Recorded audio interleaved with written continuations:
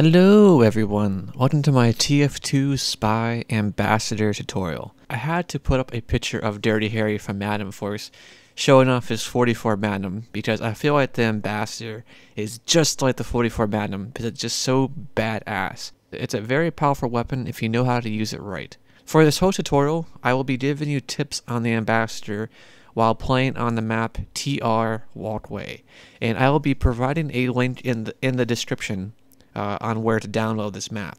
The Ambassador has a base damage of 34, and as you can tell, going from long range to point blank, there's a difference in damage. The farther you are away from the target, if you do a body shot on the opponent, it's going to be a less amount of damage. And of course, the closer you get to the opponent, the more damage you'll be able to do. The primary focus you'll have for this weapon are headshots, because there are no random critical hits except if you hit the head, and the headshot will give you about 102 damage. Now, comparing the Ambassador to the regular stock pistol for the Spy, the stock pistol does shoot a bit faster than the Ambassador. On the other hand, the stock pistol does not have any headshots whatsoever.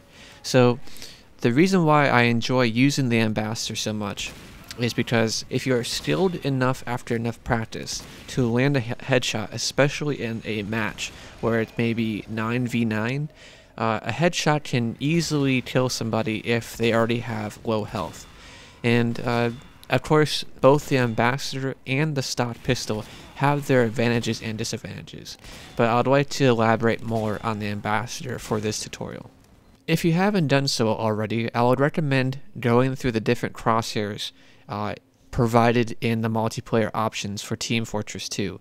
And they give you about 5 to 6 different styles of crosshairs. Of course, you can download your own custom crosshair from a website. I'm not very familiar with them because I use the standard HUD for TF2. And the crosshair that I prefer to use, I'm pretty sure it's crosshair number 5, and it's just a single dot on your screen. For the very first chapter of this tutorial, I'd like to do the straight away shot for the Ambassador. Now what you would want to do, of course, you would want to be standing still. Don't move yet.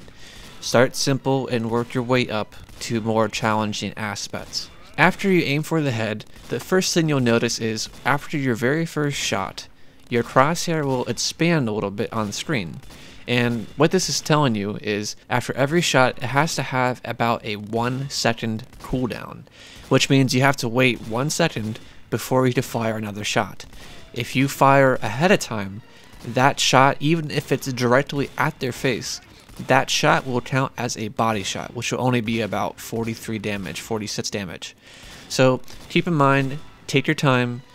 Even if you wait 2 seconds rather than only 1, you just want to develop a habit of getting the feeling of how long it will take for the Ambassador to cool down. Once you get comfortable with the straightaway shot, let's move on to chapter 2, which would be higher ground. Shooting from on top of this ramp will give you a lot more practice on how to lead the target properly.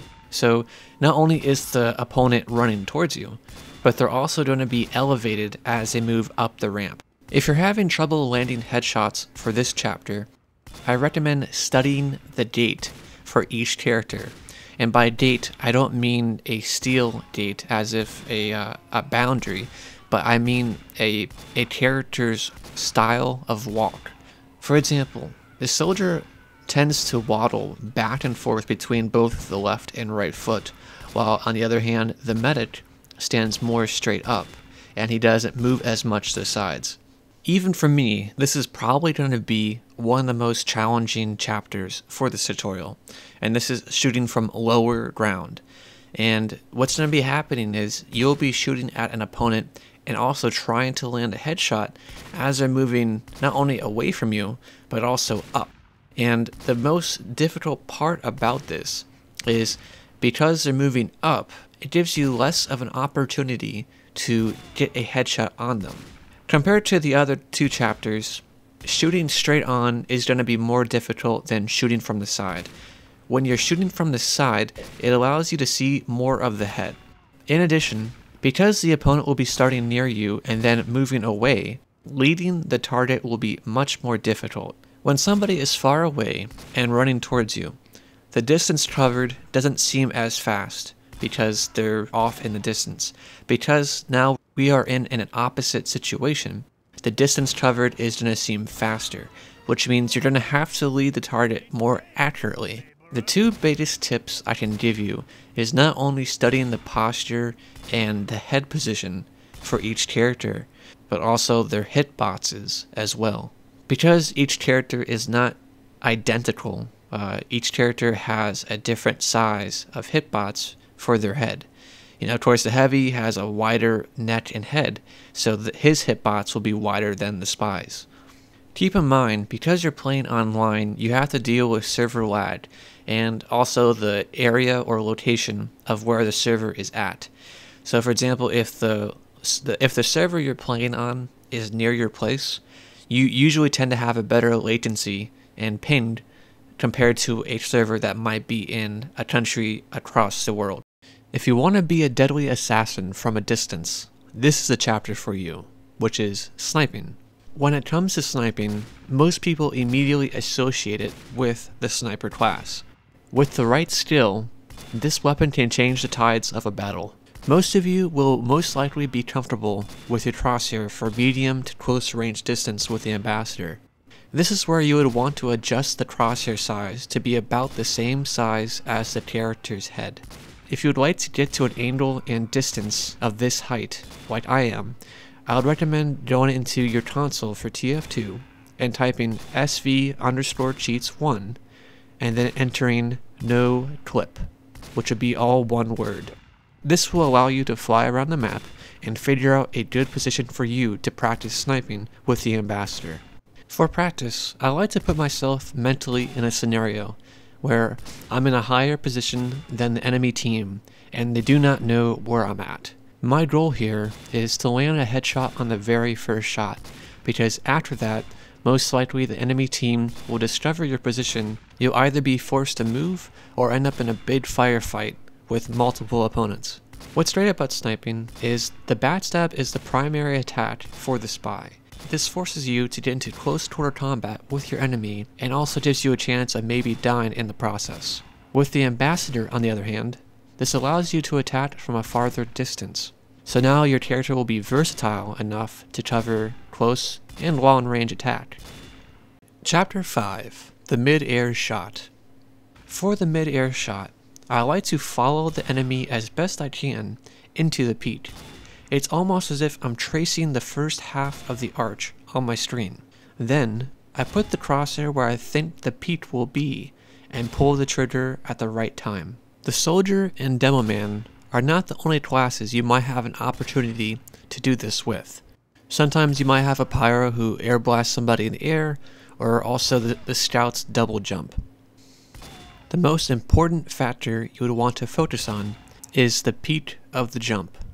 During the peak, the character will not be moving up nor down, so this is a perfect time to land a headshot with the ambassador. For me, I like to wait for the character to descend a little bit before I pull the trigger. Keep in mind, not all opponents will be moving as fast as these. Sometimes you'll be dealing with a skilled rocket jumper who's either air strafing, rocket pogoing, or rocket jumping off walls. Or a demo man could be using the sticky jumper. Sometimes demo men like to put all 8 stickies down in one spot and launch themselves across the map. Usually when an opponent launches himself more vertically, the more easier it is to predict the hang time at the peak of the rocket jump. If you want to be called a hacker on a server, I suggest spending some time on the twitch shot. What's different about the twitch shot is you're not directly looking at your opponent. Instead, you're going to be waiting for the opponent to pass you on the side. With enough practice, you'll be able to whip your mouse to the side or behind you, and most likely land a headshot on an opponent. If you're having a lot of trouble landing a headshot on a bot like I am, I suggest practicing near a wall and aiming for a particular spot on it. This is so you're working with a stationary target rather than a moving target. I'm still in the beginner stages with this technique, but with a lot of time and practice, I have a feeling I might get better with this. Mix it up. Yep, that's my awesome DJing skills right there. Don't be afraid to move around when you practice. Side strafe, move backwards, move forwards, walk by your opponent and try to land a headshot. Do as many scenarios as you can in the practice realm, so when you finally enter a server, hopefully you'll be more than prepared to take on the enemy team by yourself. One great thing about the Ambassador is, even if you're moving around, your accuracy will always be at 100%. This means if you're facing against a pyro and you're backpedaling, you still have a chance to kill the pyro with a headshot. Most players on servers always expect the spy to only use his knife, so if you ever pull out your Ambassador, you'll throw them off completely. Remember, the Ambassador is just as deadly as a backstab. Once you start getting good with the Ambassador, watch how many people will run away from you after you land a headshot on them. That's exactly the effect you want with your opponents. I really hope you guys enjoyed my tutorial, and I hope these tips gave you some insight on the Ambassador. Feel free to like, favorite, comment, and subscribe to my channel. If you do check out my channel, I do Let's Plays for TF2, and also I am working on some Source Filmmaker animations as well. Thanks for watching, and I look forward to doing my next tutorial for Team Fortress 2.